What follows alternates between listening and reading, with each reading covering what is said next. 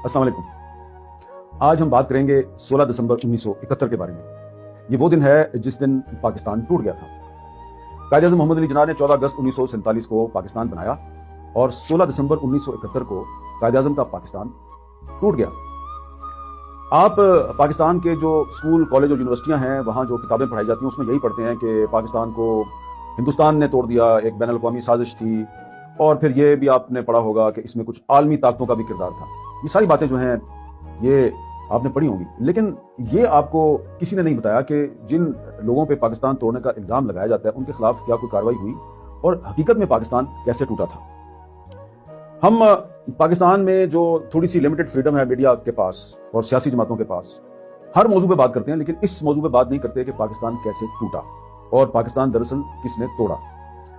बात होती है 16 दिसंबर 1971 की, लेकिन उससे पहले और उसके बाद बहुत कुछ हो चुका है, उस पर हम बात नहीं करते। तो जो 16 दिसंबर 1971 है ना, ये दरअसल हमारा यौम एहतसाब है, ये हमारा अकाउंटेबिलिटी डे है।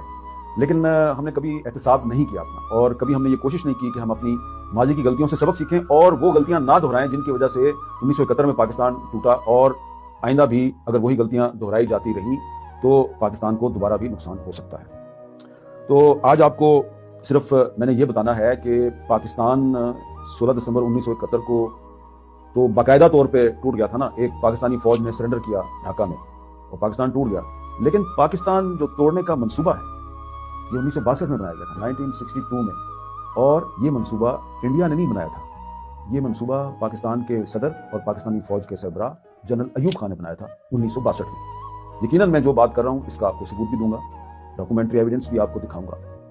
और एक सवाल जो है वो मैं ये आज उठाना चाह रहा हूँ कि ये जो हाल ही में इसराइल और हमास की जो गजा में लड़ाई हुई, इसमें आपने देखा कि इसराइल की इतनी बड़ी फौज थी, उसकी इतनी पावरफुल एयर फोर्स थी, उसके पास नेवी भी थी, तो उसको अमेरिका की और पूरे वेस्ट की मदद भी हासिल थी। और दूसरी तरफ हमास जो है वो सिर्फ एक छोटी सी एक रेजिस्टेंस फोर्स है जिसके पास ना टैंक है, ना ही उनके पास एयर फोर्स है, और कोई उनके पास भारी भरकम असला भी नहीं है।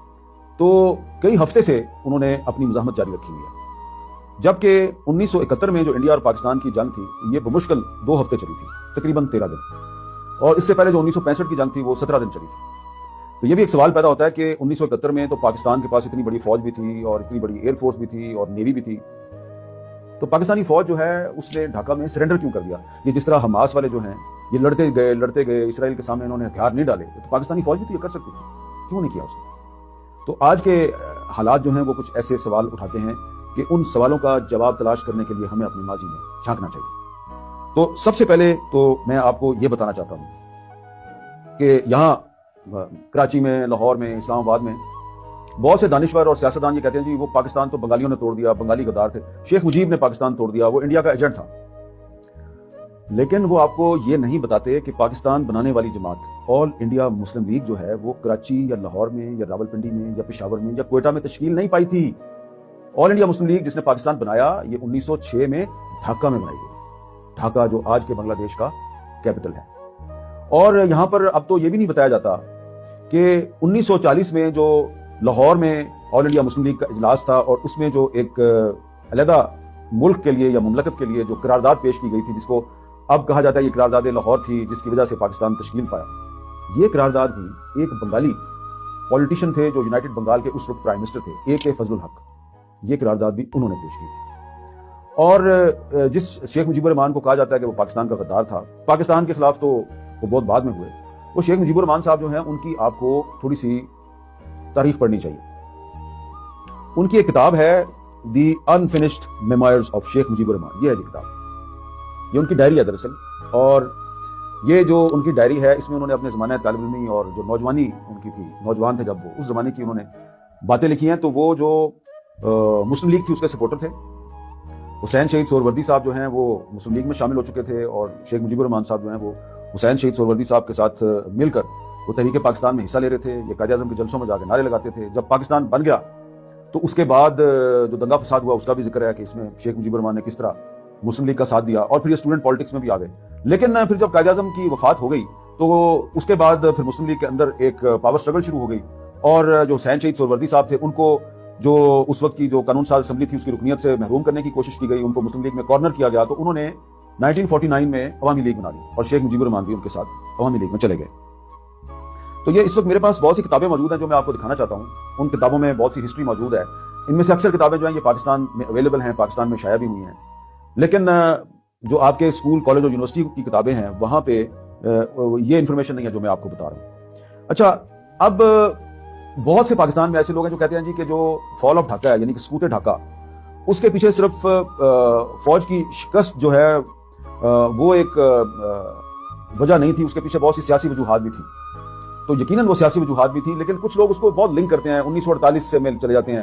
قائد اعظم جو ہے وہ ڈھاکہ گئے, وہاں پہ انہوں نے تقریر کی کہ اردو پاکستان کی قومی زبان ہوگی, اور وہاں سے مسئلہ شروع ہوا. یقیناً مسئلہ شروع ہوا, لیکن جو اصل مسئلہ ہے یہ 1958 میں شروع ہوا جب جنرل ایوب خان نے پاکستان میں پہلا مارشل لا لگایا. تو اب یہ جو مارشل لا لگایا اس کے بارے میں جنرل ایوب خان صاحب جو ہیں وہ ان کا یہ دعویٰ رہا ہے کہ جی سیاستدان آپس میں لڑتے تھے, بڑے کرپٹ تھے, اس لیے میں نے مارشل لا لگا دیا.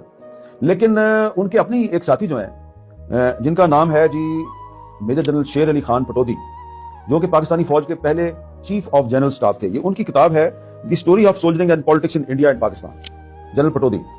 جنرل پٹودی صاحب نے لکھا ہے کہ ایوب خان نے مارشل لا تو 1958 میں لگایا, لیکن یہ مارشل لا لگانے سے بہت پہلے یہ فوج کو اپنے ساتھ ملا کر, فوج کو استعمال کر کے اقتدار پہ قبضہ کرنے کا منصوبہ بنا چکے تھے.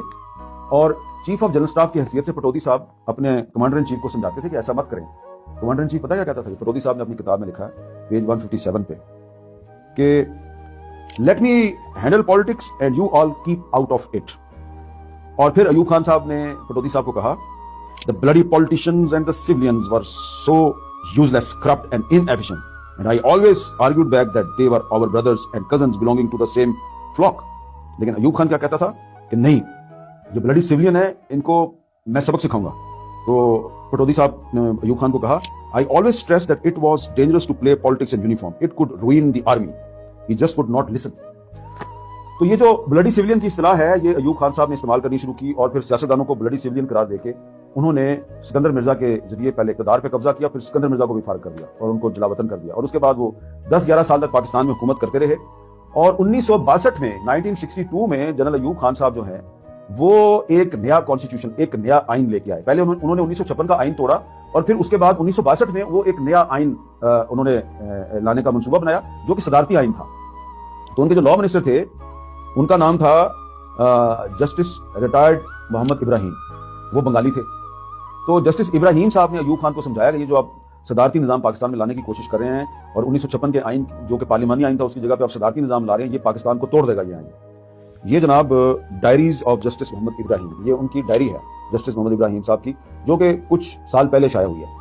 اس میں انہوں نے اپنی جو آفیشیل خط و کتابت ہے, کمیونیکیشن ہے field marshal general Ayub Khan کے ساتھ, وہ انہوں نے اس میں شامل کی ہوئی ہے. یہ کتاب کو کمپائل کیا ہے صوفیہ احمد صاحبہ نے, اور اس میں واضح الفاظ میں جسٹس ابراہیم صاحب ایوب خان کو کہہ رہے ہیں کہ مارشل لا تو ٹھیک ہے آپ نے لگا دیا تھا 1958 میں, اب صدارتی آئین پاکستان میں نافذ مت کرو, یہ پاکستان کو توڑ دے گا. 1962 میں پاکستان کا بنگالی وزیر قانون پاکستانی فوج کے سربراہ اور صدر پاکستان کو سمجھانے کی کوشش کر رہا ہے. جب صدر پاکستان نے سمجھنے سے انکار کر دیا تو بنگالی وزیر قانون جسٹس ابراہیم نے صدر پاکستان جنرل ایوب خان سے کہا کہ میں پاکستان توڑنے کی اس سازش کا حصہ نہیں بن سکتا, اینڈ ہی ریزائن. انہوں نے استعفیٰ دے دیا.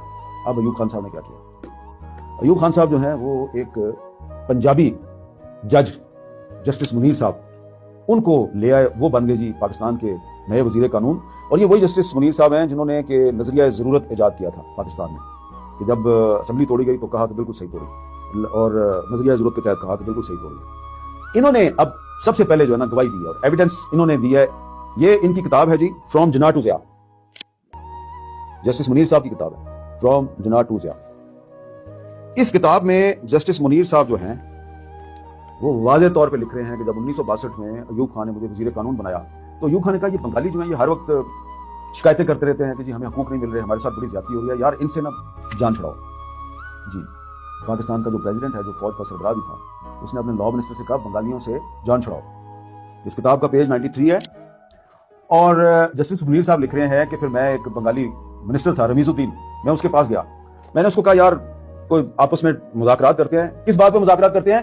کہ تم پاکستان سے تم نکل جاؤ یا ہم نکل جائیں, کوئی علیحدگی کا منصوبہ بنائیں, کوئی کنفیڈریشن بنا لیں. ایگزیکٹ الفاظ کیا ہیں؟ One day while I was talking to Mr. Ramizuddin, who had been a minister in Bengal or East Pakistan, I broached the matter to him. His reply was prompt and straight. He asked me whether I was suggesting secession. I said yes, or something like it as confederation or more autonomy. He said, look, here we are the majority province and it is for the minority province to secede because we are Pakistan. The matter was ended there and complaints in the assembly continued as before. Ramizuddin एक Bengali minister थे, justice Munir ने उनसे कहा कि यार हमारी जान छोड़ो। उसने कहा कि भाई हम मेजॉरिटी हैं, they were 56%। उन्होंने कहा हम पाकिस्तान है, तुम कौन हो, पाकिस्तान से निकलना है तुम निकलो, हम नहीं निकलते। ये जस्टिस मुनीर साहब का बयान है, उनकी किताब में मौजूद है। ये साबित करती है कि गवर्नमेंट ऑफ पाकिस्तान के दो आला शख्सियात, प्रेसिडेंट ऑफ पाकिस्तान और लॉ मिनिस्टर, 1962 में पाकिस्तान तोड़ने के लिए बंगालियों से मुज़ाकरात कर रहे थे। ये पाकिस्तान तोड़ना चाहते थे, बंगालियों ने कहा हमने पाकिस्तान नहीं तोड़ना। अच्छा, मेरे पास इस मौजू पे बहुत एविडेंस है कि अयूब खान के जमाने में पाकिस्तान तोड़ने की बकायदा एक कोशिश की गई। मेरे पास बहुत एविडेंस है, बहुत किताबें, मैं सब किताबें आपको नहीं दिखाना चाहता क्योंकि टाइम मेरे पास इतना ज्यादा नहीं है। लेकिन एक और जो मैं आपको एविडेंस दिखाना चाहता हूं, दी and and the beginning Pakistan 1969 and 1971, ये किताब है, ये है जी हर्बर्ट फेल्डमैन की। और इसमें उसने एक बरतानवी अखबार है दी डेली टेलीग्राफ लंदन, इसमें 1 अप्रैल 1972 को जनरल अयूब खान का एक इंटरव्यू शाया हुआ है जो रिप्रोड्यूस किया गया है इस किताब में। और ये किताब जो है ये इंग्लैंड से शाया हुई। इस किताब में जनरल अयूब खान साहब जो हैं वो कह रहे हैं कि I had plan to offer independence to east Pakistan but that certain things came in the way and I could not do it. ये बहुत क्लियर है कि ठीक है, पाकिस्तान 16 दिसंबर 1971 को बाकायदा तौर पर टूट गया after the surrender of Pakistan army, लेकिन पाकिस्तान तोड़ने और बंगालियों से जान छुड़ाने का मंसूबा जो है ये अयूब खान ने 1962 में बनाया था। अब इस मौजू पे एक पाकिस्तान के एक बहुत सीनियर सियासतदान थे, 1973 का आइन बनाने में उनका बड़ा अहम किरदार था। वो हमारी कौमी असम्बली के अपोजिशन लीडर थे और उनका नाम था खान अब्दुल वली खान। ये उनके एक साथी थे मोहम्मद फारूक कुरैशी साहब, उनकी किताब है वली खान और किरदार पाकिस्तान। इस किताब को बादशाह खान वर्कर्स पेशावर ने दोबारा भी छापा है। मेरे पास इस किताब का ओल्ड वर्जन मौजूद है जो लाहौर में शाया हुआ था। और इस किताब में हफ्त रोज़ा चटान एक लाहौर से एक मैगजीन निकलता था, आगा शोरश काश्मीरी साहब ने उसको शुरू किया था। तो इसमें 1981 में वली खान साहब का इंटरव्यू शाया हुआ जो अख्तर काश्मीरी साहब ने किया। इस इंटरव्यू में वली खान ने बताया कि 1968 में उनको जनरल अयूब खान ने बुलाया और बुला के क्या कहा, पहले तो उनको डराया कि तुम लोग जो है ना मेरे खिलाफ तहरीक मत चलाओ वरना फिर मुल्क में दोबारा मार्शल लग जाएगा। और उसके बाद कहते हैं जी बड़ी इंटरेस्टिंग चीज है ये, इसी गुफ्तगू के दौरान अयूब खान ने कहा वली खान याद रखो हम जब तक मशरकी पाकिस्तान से जान नहीं छुड़ाते मुल्क तरक्की नहीं कर सकता, हमें यह काम करना पड़ेगा। मैं चाहता हूं तुम हमारे साथ मिलकर काम करो, हमें एक मुस्तहकम पाकिस्तान की जरूरत है। मुस्तहकम पाकिस्तान का क्या मतलब है? अयूब खान साहब कह रहे हैं हमें एक मुस्तहकम पाकिस्तान की जरूरत है, इसके लिए मशरकी पाकिस्तान से जान छुड़ाओ। किसको कह रहे हैं? वली खान को, जिसको खुद हुकूमत पाकिस्तान ने गद्दारी के इल्जाम में कई दफा गिरफ्तार किया। तो वली खान का जवाब क्या है? किताब में मौजूद है, मैं किताब से पढ़ रहा हूं। वली खान का जवाब है हम मशरकी पाकिस्तान की अलहदगी में आपकी मदद नहीं कर सकते, बल्कि मशरकी पाकिस्तान को बचाने के लिए हर उस ताकत से इत्तेहाद करेंगे जो उन लोगों को इक़्तिदार से अलग करे जो मशरकी पाकिस्तान के खिलाफ साजिश कर रहे हैं। आज आप ये कहते हैं कि मशरकी पाकिस्तान से जान छुड़ाने से पाकिस्तान मुस्तहकम होगा, वो आपकी मौजूदगी में तो कभी भी नहीं होगा। फिर कल आप कहेंगे कि सूबा सरहद से जान छुड़ा लें तो पाकिस्तान मजबूत होगा। सूबा सरहद का मतलब है खैबर पख्तूनख्वा, उस वक्त इसका नाम सूबा सरहद था। तो जनाब ये इतनी ज्यादा एविडेंस है। इसके अलावा भी मेरे पास बहुत सी किताबें हैं इस मौजू पे, लेकिन मैंने आपको बताना ये है कि ये जो अयूब खान साहब थे ये पाकिस्तान खुद तोड़ना चाहते थे। अच्छा, इसके बावजूद बंगाली जो हैं, आप देखिए बड़ा ही एक हमारी तारीख का दिलचस्प पहलू है कि general Ayub Khan, justice Munir, general Ayub Khan का ताल्लुक खैबर पख्तूनख्वा से है, जस्टिस मुनीर का ताल्लुक पंजाब से, लाहौर से, ये सारे मिल के पाकिस्तान तोड़ना चाहते हैं, बंगालियों से जान छुड़ाना चाह रहे हैं। बंगाली कहते हैं नहीं, हमने पाकिस्तान से नहीं जाना, हमने पाकिस्तान के साथ रहना है, हमने तो पाकिस्तान बनाया है। तो फिर इसके लिए बंगाली जो हैं उन्होंने, अयूब खान ने जब 1964 में सदारती इलेक्शन का ऐलान किया तो मोहतरमा फातिमा जना ने उनके मुकाबले पे इलेक्शन लड़ने का फैसला कर लिया, सदारती इलेक्शन। तो सारे बंगाली जो है उनकी बड़ी अक्सरियत, और बाचा खान, वली खान, खैर बख्श बरी, अताउल्ला मैंगल, ये सारे लोग मोहतरमा फातिमा जना के साथ खड़े हो गए। उसमें मौलाना मदूदी भी आ गए और भी बहुत से लोग थे। तो अयूब खान ने क्या किया, ये तो बीडी सिस्टम था उस वक्त, बेसिक डेमोक्रेसी का सिस्टम था। तो अयूब खान ने देखा कि मशरकी पाकिस्तान जो है, ईस्ट पाकिस्तान जो बांग्लादेश है, उसकी पॉपुलेशन ज्यादा है, तो वहां पे वोट ज्यादा है। तो उसने कहा वहां पे फातिमा जना की मेजॉरिटी भी है, पॉपुलेशन वहां की ज्यादा है, उसकी पॉपुलरिटी भी ज्यादा है, तो वहां पे मैं कोई रखना डालता हूँ। तो एक नेशनल अवामी पार्टी के बहुत बुजुर्ग सियासतदान थे मौलाना भाषानी, तो अयूब खान साहब ने मौलाना भाषानी को पैसे दिए और पैसे दे के खरीदा और उन्होंने मोहतरमा फातिमा जना की बजाय अयूब खान को सपोर्ट कर दिया। ठीक है जी, अब इसका सबूत चाहिए आपको। اس پہ بھی میرے پاس بہت سی ایویڈنس ہے، لیکن صرف میں ایک آپ کو ایویڈنس پیش کر رہا ہوں. یہ کتاب ہے جی میاں محمود علی قصوری صاحب، جو اس وقت نیب میں تھے، نیشنل عوامی پارٹی میں تھے، اور یہ خورشید قصوری صاحب کے والد ہیں. ان کی بایوگرافی لکھی ہے عبداللہ ملک صاحب نے، اور یہ دراصل قصوری صاحب کی یادداشتیں ہیں جو ملک صاحب، عبداللہ ملک صاحب نے لکھی ہیں. تو اس میں انہوں نے بتایا کہ جب ہمیں پتا چلا کہ مولانا بھاشانی نے پیسے کھا لیے ہیں، تو ہم کنفرم کرنے کے لیے ادھر سے لاہور سے گئے، ہم ڈھاکہ پہنچے، بھاشانی صاحب کو ڈھونڈتے ڈھونڈتے ان کے گاؤں پہنچ گئے، اور وہاں جا کے ان سے پوچھا کہ ہم نے یہ سنا ہے کہ آپ نے پیسے کھائے ہیں. تو یہ کتاب میں لکھا ہوا ہے کہ بھاشانی صاحب نے قصوری صاحب کو جواب دیا کہ میں نے چائنا کے پرائم منسٹر چوئن لائی کی درخواست پہ ایوب خان کی الیکشن میں مدد کی، اور اس میں میں نے فاطمہ جناح کی بجائے اس کی حمایت کی، لیکن ہاں یہ بھی مان لیا کہ کچھ پیسے ویسے بھی میرے جو لڑکا لوگ تھے وہ کھا گئے، لڑکا لوگ یعنی کہ ینگسٹرز وہ کھا گئے. تو یہ ساری جو میں آپ کو باتیں بتا رہا ہوں اس کی میرے پاس ایویڈنس موجود ہے. ایکچولی میں آپ کو کیا بتانا چاہ رہا ہوں کہ ایوب خان صاحب نے پہلے تو فاطمہ جناح کو دھاندلی کے ساتھ اور بھاشانی کو پیسے کھلا کے ان کو الیکشن میں شکست دی. ایوب خان جیت گیا، پاکستان ہار گیا، اور یہ وہ بریکنگ پوائنٹ تھا کہ شیخ مجیب الرحمان جو ہے وہ چیف پولنگ ایجنٹ تھا فاطمہ جناح کا ڈھاکہ میں. جب اس نے دیکھا کہ یہ تو ایوب خان نے بھاشانی کو پیسے کھلا دیے، ریگنگ کی، قائد اعظم کی بہن کو بھی ہرا دیا، تو وہاں سے پھر ان کی ڈس اپوائنٹمنٹ شروع ہوئی، اور پھر وہ 6 پوائنٹ پہ چلے گئے. انہوں نے 6 نکات پیش کیے، اور انہوں نے کہا جی ہم یہ جو 6 نکات ہیں جس کا مقصد صوبائی خود مختاری کا حصول تھا، یہ 6 نکات آپ ہمارے منظور کریں ورنہ ہم پاکستان کے ساتھ نہیں رہ سکتے. تو اس پر ہمارے ایک بزرگ صحافی ہیں الطاف حسن قریشی صاحب، بہت انہوں نے مشرقی پاکستان پہ بہت لکھا ہے. انہوں نے ایک انٹرویو کیا اس زمانے میں، یہ 1969 کی بات ہے، اور یہ اتنی موٹی کتاب ہے، یہ دیکھیں قریشی صاحب کی مشرقی پاکستان ایک ٹوٹا ہوا تارا. اس میں ان کے بہت سے انٹرویوز ہیں اور ان کے کالم ہیں اور بہت سی چیزیں ہیں. تو اس میں انہوں نے بتایا کہ میں نے مجیب سے پوچھا کہ آپ پاکستان سے علیحدہ ہونا چاہتے ہیں؟ تو شیخ مجیب نے کیا جواب دیا قریشی صاحب کو کہ آپ خود ہی سوچئے کہ مشرقی پاکستان کو علیحدہ ہونے کی کیا ضرورت ہے، ہماری آبادی 56% ہے، مگر بھی پاکستان علیحدگی کا تصور کر سکتا ہے، مگر ہم نہیں. پھر انہوں نے قدرے غضب آلود لہجے میں کہا اگر وہ حصہ علیحدہ ہونا چاہتا ہے تو ہو جائے، ہم علیحدہ نہیں ہوں گے. وہی بات ہے جو رمیز الدین صاحب نے جسٹس منیر کو کہی تھی. اور اس میں شیخ مجیب الرحمان نے مطالبہ کیا کہ 1956 کا آئین اگر بحال کر دیا جائے تو ہم پاکستان کے ساتھ رہنے کے لیے تیار ہیں. وہ جو ایوب خان کا 1962 کا آئین تھا اس کو نہیں مانتے تھے، وہ کہتے تھے جو 1956 کا پہلا آئین تھا، جو پارلیمانی آئین تھا، وہ بحال کرو تو ہم پھر پاکستان کے ساتھ رہنے کے لیے تیار ہیں. اس کے باوجود یہ تمام جو مطالبات تھے، ان کے باوجود انہوں نے 1970 کے الیکشن میں حصہ لیا. اب جو 1970 کا الیکشن ہے اس کی کہانی بڑی دلچسپ ہے. اور 1970 کے الیکشن میں پاکستان میں کچھ لوگ کہتے ہیں کہ بڑا فیئر اینڈ فری الیکشن تھا. بالکل جھوٹ ہے، کوئی فیئر اینڈ فری الیکشن نہیں تھا. اس الیکشن میں جو جنرل یحییٰ خان ہے اس نے میجر جنرل غلام عمر کے ذریعے کچھ سیاسی جماعتیں جو کہ اس وقت کی مارشل حکومت کے ساتھ ان کا گٹھ جوڑ تھا، ان میں پیسے تقسیم کیے. ایک تو ایویڈنس ہے جی امبیسڈر ارشد سمیع خان صاحب جو کہ جنرل یحییٰ خان کے ADC تھے. ان کی ایک کتاب ہے 3 Presidents and the 8. اس کتاب میں وہ خود آئی وٹنس ہیں، ADC تھے پریزیڈنٹ کے تو موجود تھے، اور ان کے موجودگی میں جنرل یحییٰ خان نے جنرل عمر سے کہا کہ یہ نیشنل اسمبلی کا جو الیکشن ہے اس میں تو عوامی لیگ جو ہے اس کو بہت سیٹیں مل گئی ہیں، تو اب تم جو ہے نا صوبائی اسمبلی کا جو الیکشن ہے اس میں دھاندلی کرو. اور اس میں پوچھا ہے کہ وہ پیسوں کا کیا ہوا، وہ جو تم نے پیسے بانٹے تھے، کچھ سیاسی جماعتوں کو تم نے جو پیسے بانٹے تھے وہ کدھر گیا؟ What became of all that financing of Qayyum Khan, Saboor Khan and Bhashani. Bhashani نے 1970 کے الیکشن میں بھی پیسے کھا لیے. 1965 کا صدارتی الیکشن ہے اس میں ایوب خان سے پیسے کھائے، اور 1970 کا جو الیکشن تھا اس میں یحییٰ خان سے پیسے کھا لیے. اور پھر ایک فارمر DG ISPR ہیں بریگیڈیئر AR صدیقی صاحب، انہوں نے جنرل یحییٰ خان پہ ایک کتاب لکھی ہے the rise and fall of a soldier 1947 to 1971. یہ آکسفورڈ نے یہ کتاب چھاپی ہے.